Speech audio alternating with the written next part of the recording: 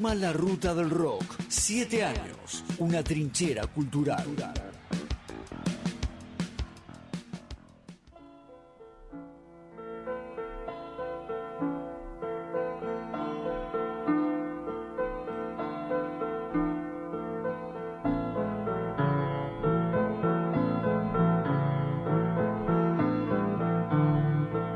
Continuamos en Toma la Ruta del Rock por la radio municipal de Florencio Varela.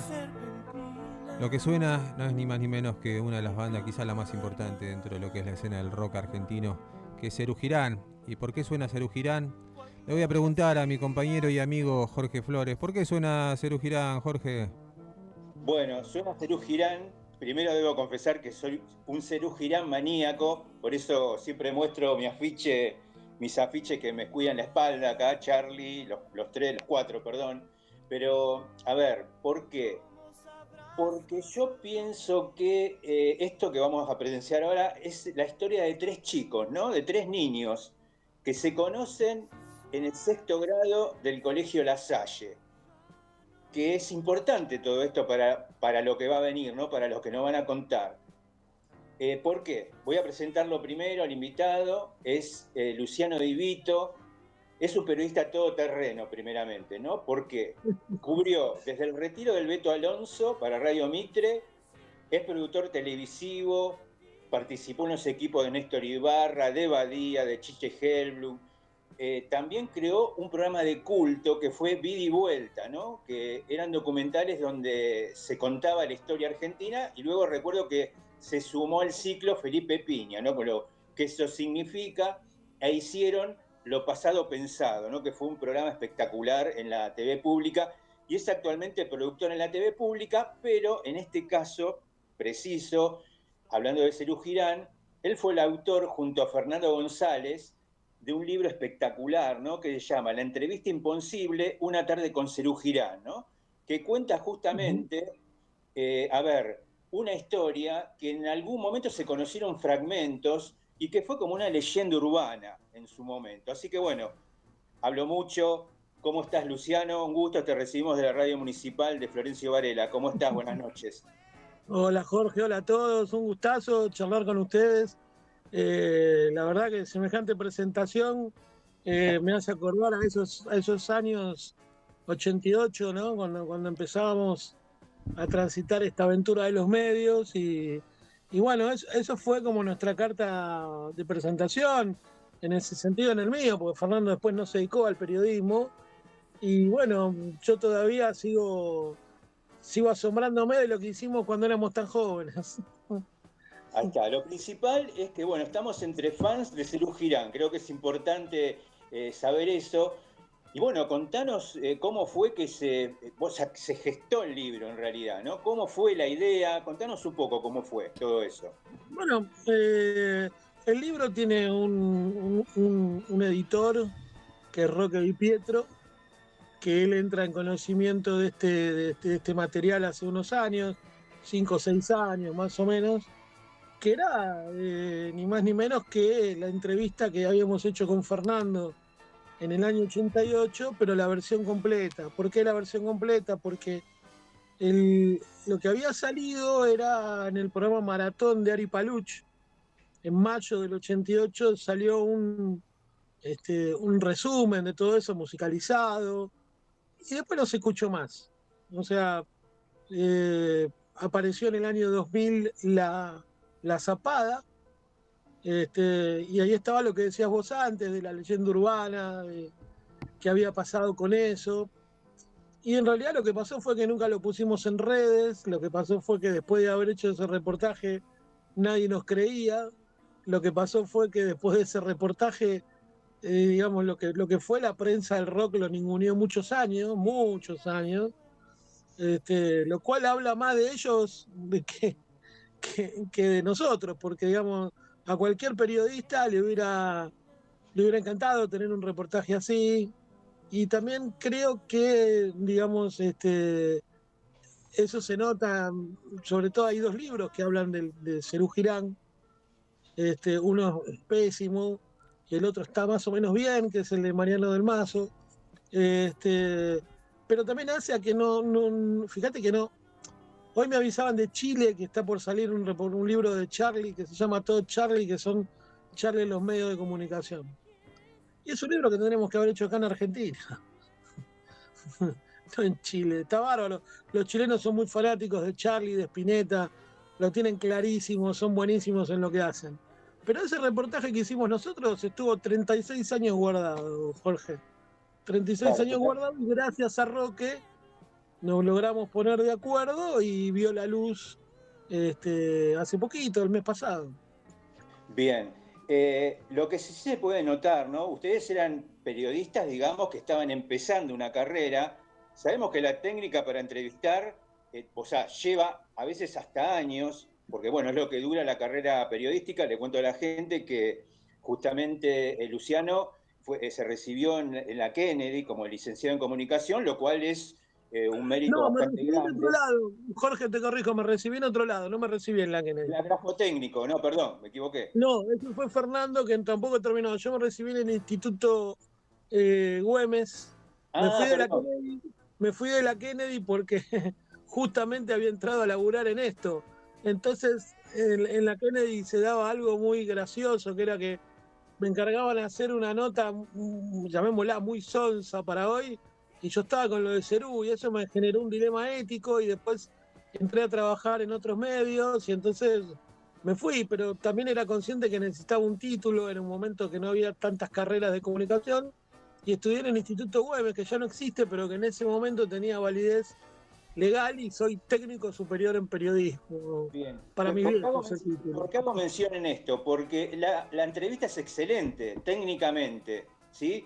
O sea, van directamente a lugares que probablemente un periodista más preparado o con más antigüedad o más experiencia no hubiesen hecho. Contame cómo fue que prepararon esa entrevista, ¿no? Bueno, nosotros cuando sale la idea así que teníamos con Fernando, nos metemos a producir la entrevista. O sea, digamos, había dos cosas que producir, la entrevista, el lugar, y después había que preparar la entrevista. Entonces, a medida que fuimos avanzando en la confirmación de los músicos, primero Charlie, después Lebón, después Pedro y por último Moro, David tenía el taller de música y arte, que es donde se grabó la entrevista. Le estaba dando clases ahí y son los instrumentos que ellos tocan después en la zapada final de la nota.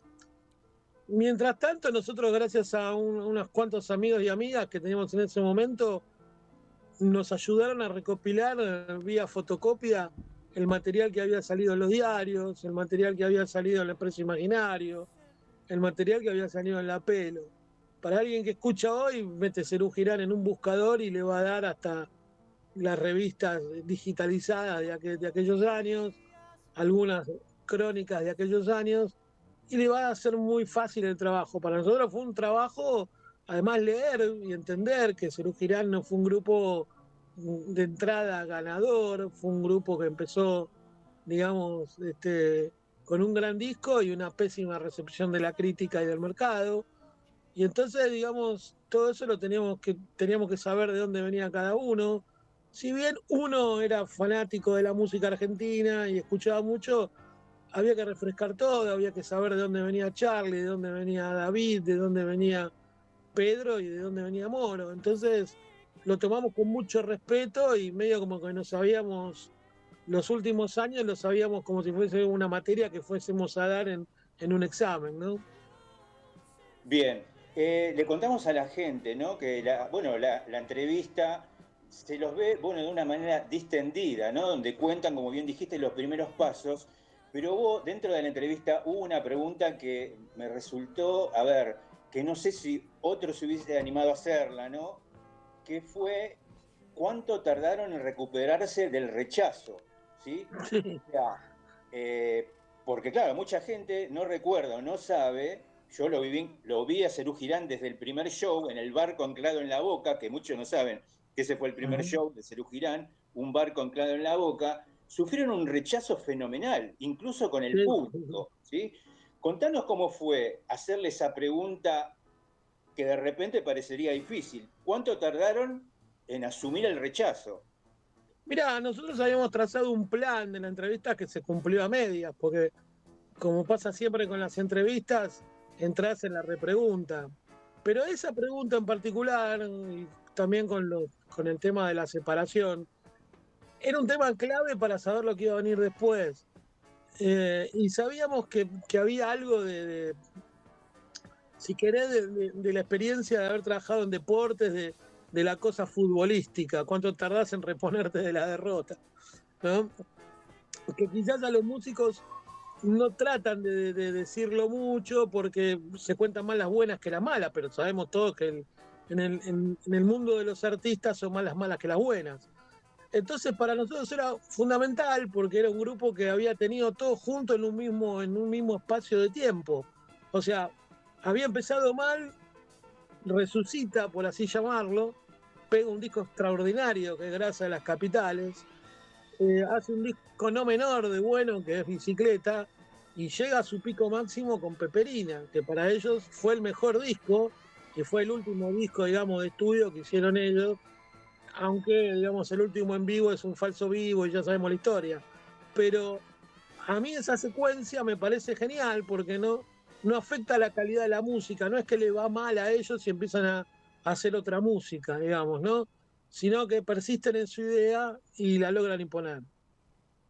Bien, también dentro de la entrevista le contamos a la gente, sin espolear el libro, porque me encantaría que, bueno, que lo puedan comprar, conseguir, hay un tema también muy sensible que si bien quedó claro, quizás una cosa es quedar claro para nosotros y otra cosa es estar enfrente a los 4 artistas, ¿no? A los 4, bueno, de Serú Girán, y fue el tema la ida a las NAR a Berkeley, ¿no? Lo Sí, cual sí. suscitó al... Hay un momento medio ríspido ahí. Contanos Porque eso.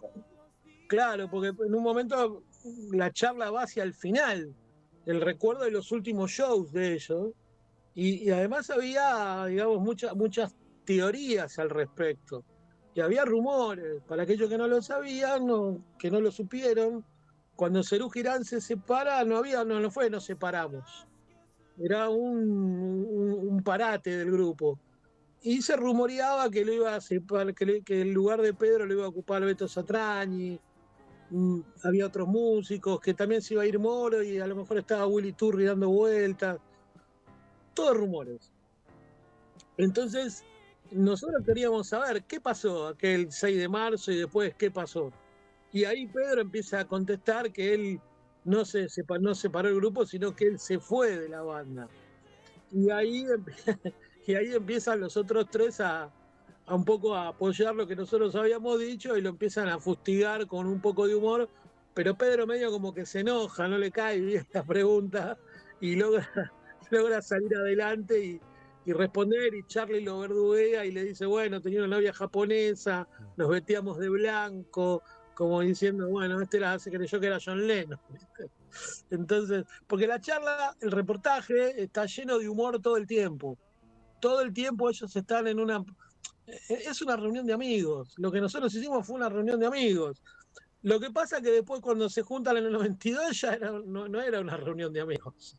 Entonces, esa reunión del 88 tiene la mitad, tiene el código, o sea, no hay un interés de guita, no hay se juntaron por el placer de juntarse directamente. Entonces, el clima en la entrevista es distendido y eso permite obtener buenas respuestas. Bien, como bien dijiste al principio, después de la entrevista nadie les creyó. Digamos, el establishment del periodismo de rock, yo sé que no te gusta decir periodismo de rock, sino que el periodista es un periodista completo, todoterreno, eso lo vamos a comentar un poquito después, pero después de la entrevista nadie les creyó. Pero sí sé, quizás muchos no sepan, que esta entrevista se la ofrecieron a 2 personas, a Greenback y a Pergolini. Contanos eso, ¿cómo fue? Bueno, cuando terminamos la entrevista de todo eso y sabíamos que el material era muy valioso, el programa donde íbamos nosotros casi de cholulos, que era Submarino Amarillo, ya no estaba más en Radio del Plata, se había ido de Radio Continental y estaba pululando en Radio Splendid. Los primeros que no nos creyeron fueron ellos. Entonces dijimos, bueno, nos vamos a Rock and Pop. Nosotros de buena onda se los queríamos dar a ellos. Sabíamos que estaban en un mal momento y una nota así les iba a dar un pico de audiencia pero no nos creyeron porque éramos dos pibes de 20 años. Entonces, gracias a un contacto de un amigo de mi viejo, logramos que Greenbank nos atienda en la oficina de Raúl Naya, que Raúl Naya fue el productor de La Noticia Rebelde. Esto tenía unas oficinas en la calle Córdoba, al 600, si no me equivoco, o al 700, donde fuimos Fernando y yo con un grabador de mano y un cassette que habíamos hecho unos cortes para mostrar, porque no queríamos tampoco cansar la cinta, viste que las cintas en un momento se te rompen. Entonces habíamos hecho un corte así largo de 20 minutos para que nos crean. Y nos juntamos con Greenbank en esa reunión.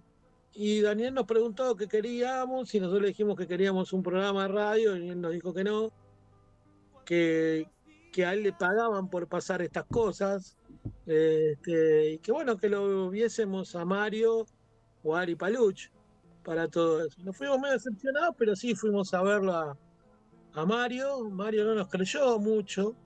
Me quiso cambiar el disco de Alejandro Lerner, los dos de Lerner por el primero de Serú Girán, cosa que yo no acepté. este, un saludo a Lerner por la duda, no, todo bien con él. Y sí nos creyó Ari, que era el más periodista de ellos, y con Ari pudimos trabajar muy bien. Nos abrió las puertas de un estudio que tenía la Rock and Pop ahí en la calle Alem. Y gracias a Guillermo Raigorowski, que fue el operador, y a Gabriela Radiche, que justo ayer en el canal me hizo una nota para el noticiero y yo le recordaba que ella había sido la locutora, y ella con 18 años había sido uno de sus primeros laburos hacer la locución de esto, entonces se acordaba perfecto de eso. Y bueno, así fue, no nos creía ni el loro. Y entonces, bueno, Ari nos creyó, salió en Maratón, después salió para una radio de Perú que pagó unos pesos, igual que una radio, creo que de Uruguay también, que lo consiguió Ari, eso. Y después no pasó más. Después no. Después de muchos años aparecieron los coleccionistas. No aparecieron nunca los periodistas. O sea, mirá que siempre, salvo yo destaco siempre a Pipo Lernú y a Alfredo Ross, ¿no? Que fueron los que sí creyeron en ese reportaje, y Pipo hizo que salgásemos en la revista de la Rock and Pop. Alfredo fue un tipo que siempre apoyó todo este tipo de cosas, y una gratitud inmensa, porque para mí él es el tipo que del Expreso con Pipo marcaron lo que es el verdadero periodismo de rock. Yo creo que son todos periodistas, ¿no? Como te decía antes. El D es otra cosa que no te denota la especialización, sino el gusto. Entonces, me parece que ellos fueron un poco los que creyeron en ese material, lo escucharon, les pareció bien, pero después con el tiempo se fue diluyendo, cambiaron las generaciones, cambiaron los periodistas, pero aparecieron los coleccionistas con las redes que empezaron a trazar ese mapa de Serú Girán, empezaron a preguntarse qué era esa reunión secreta, como se la conocía en la jerga, esa leyenda urbana que decías vos al principio, y se preguntaban dónde estaban los pibes que habían hecho. Y nosotros habíamos hecho, yo en lo particular había hecho muy pocas notas con eso, me acuerdo de unos colegas de ustedes, de una radio en Moreno, la radio pública de Moreno, había hecho algo con Leo Acevedo en Radio Nacional, y mucho más. Y cuando se cumplieron los 30 años, hicimos una nota con Adrián Corol y Ingrid Beck en Radio Nacional, donde lo sacamos a David y David no se acordaba nada de todo esto. Pero pasamos algunos audios y recordamos y terminamos hablando de esa nota. Después, otra vez a casa con los cassettes. Hasta la publicación del libro, que para mí sí cierra una etapa, que es la de tener guardado el material, y ahora el material es del universo, como cada vez que uno escribe algo o hace una nota, ¿no? Bien, le contamos a la gente que, bueno, que fueron 4 horas de entrevista y 2 horas aproximadamente de tocar, porque Exacto. tanto Luciano como Fernando, como otro chico también que hay que nombrar, que es Sergio Leván, que también fue el fotógrafo, el que en el libro vemos fotos, fue el que sacó las fotos. Pero, a ver, tenemos un amigo en común nosotros, que es Lautaro Guido Pavia. Sí, claro, totalmente. Claro, que Él, te él- acercó él fue el que me justamente. acercó en el año 2000, el que me acerca la grabación. Un día me llama 2002, 2003, por ahí, no me acuerdo bien la fecha, pero me suena el teléfono en casa y me dicen, tengo algo que es tuyo. Y yo pensé que me habían choreado algo, ¿viste? ¿No? Una cosa así, dice, no, no, es es la grabación de consola de la zapada de la reunión de Serú Girán. Y ahí lo conocí a Lautaro, ahí lo expliqué, y bueno, nos hicimos amigos hasta el día de hoy, lo vi el mes pasado para darle un ejemplar del libro y agradecerle porque él también es uno de los que van, yo creo que son como vos, Roque, Lautaro, son tipos que son antropólogos de esto. Ya no es que son periodistas, son antropólogos, van a buscar cosas que nadie busca ya. Y entonces van encontrando grabaciones, filmaciones, notas, cosas que hoy día, digamos, después aparecen las producciones que quieren contar en 1 hora y media y pagan 2 pesos con 20 el material que a lo mejor llevó años lograr. Y bueno, también eso a mí me pesó a la hora de sacar el libro y decir, bueno, ya está, estamos todos grandes, ¿viste? Eh, ahora somos los jóvenes de ayer, ¿viste? Ahora somos los que, ¿viste? Vemos mientras pasan las nuevas olas, ¿no? Entonces, ahora hay que dejarle lugar a los otros. Así es. Mira, con Lautaro te comento, estamos en búsqueda de un material, porque, bueno, yo grabé los 7 shows en el Auditorio Kraft, los 7. Fueron 7, Ujú. o no recuerdo, fueron 7, me parece, porque Muy pasó bravo. mucho tiempo. Y vos sabés que vos se los di a una novia de ese momento y nunca Oh, más la pude contactar. Y resulta que en ese mirá vos. show, en los 7 shows, hubo temas que de repente no tocó nunca Charlie más. Por ejemplo, iba acabándose el vino, ¿sí? Claro, Iba acabándose el vino, lo hizo solamente una vez al piano solo en esa serie de mirá shows vos. en el Teatro Kraft, ¿no? ¿Y no lo pudiste Pero encontrar ni por redes ni por nada? no, no, no, no, no. Es más, Lautaro sé que lo tiene, pero eso no puedo decirlo, porque lo tiene, lo va, es más, dentro de poco tiempo va a salir Va a haber una novedad con una eso. grabación inédita del Auditorio Kraft con ese tema, justamente, pero no puedo decir Por nada más favor. porque el Lautaro me mata. Pero Listo, quiero listo, volver no un decimos nada poquito, más, no decimos nada más. claro, claro, no, no, no quiero decir más nada. Eh, quería hacer mención a esto. A ver, hubo también siempre un fantasma de quién había denominado Serú Girán los Beatles argentinos. Y está un Ujú. poco explicado en la entrevista. Contanos ese tema. Había salido en una revista eso, no sé si fue La Pelo o en algún lugar, que decía que Cerú eran los Beatles argentinos y nosotros lo preguntamos directamente. A ellos no le molestó, al contrario, me parece que fue una reivindicación este, por cómo responden ellos. Y creo que está bien, yo creo que hay algo de...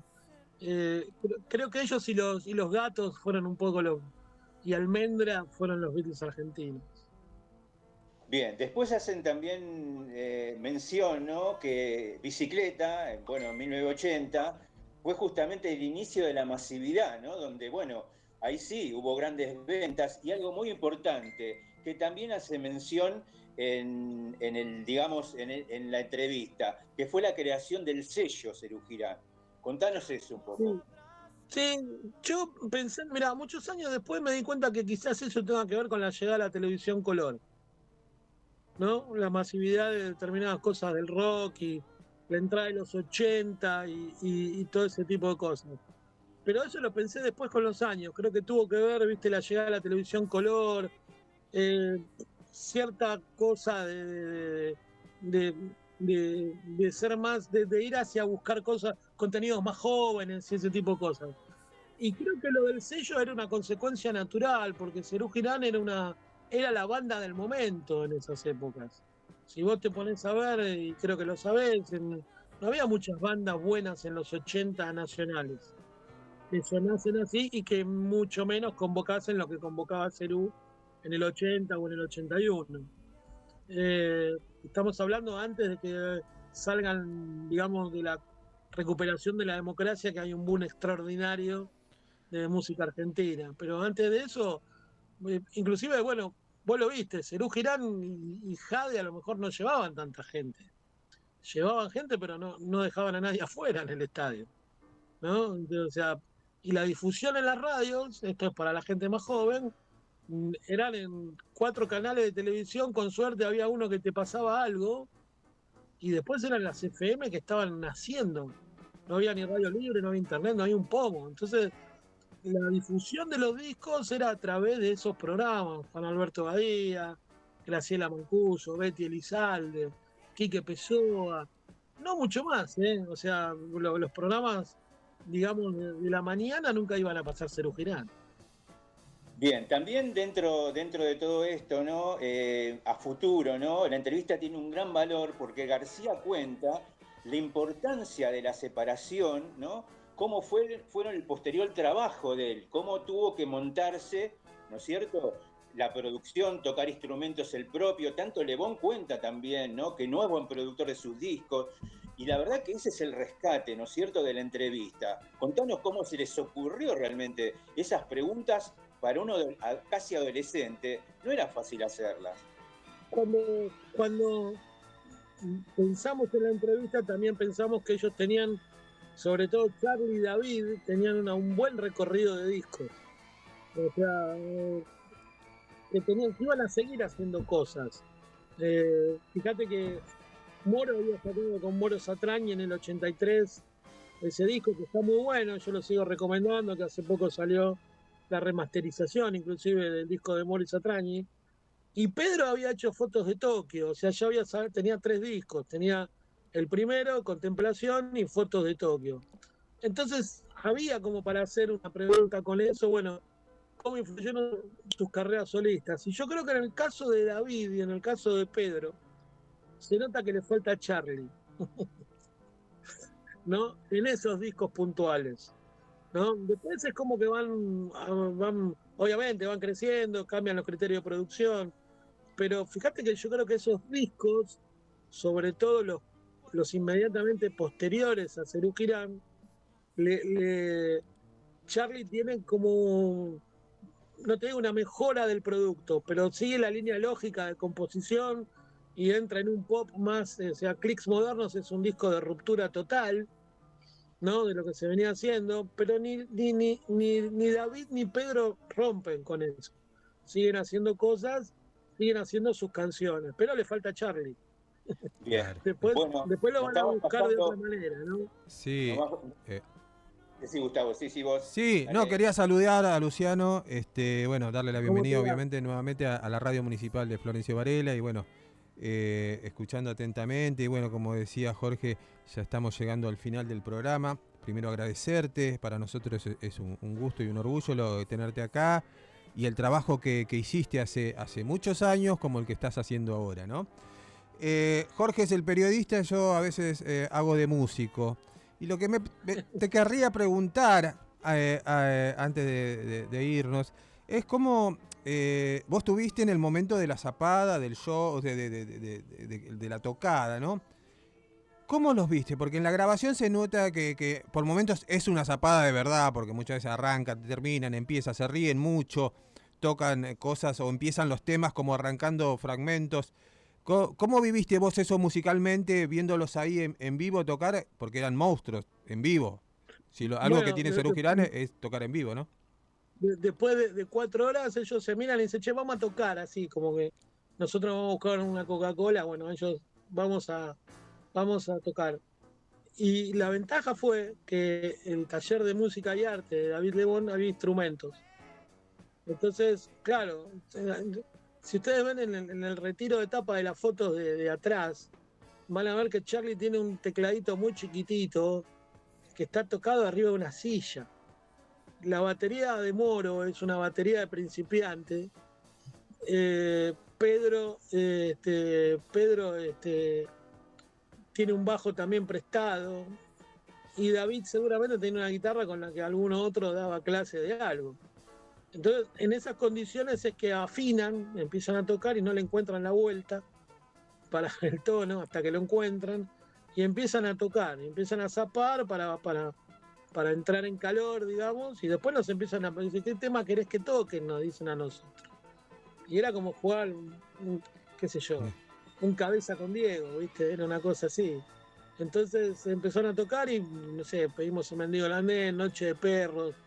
Ellos después van a tocar Beatles, un poquito de Stones, hacen una cosa así.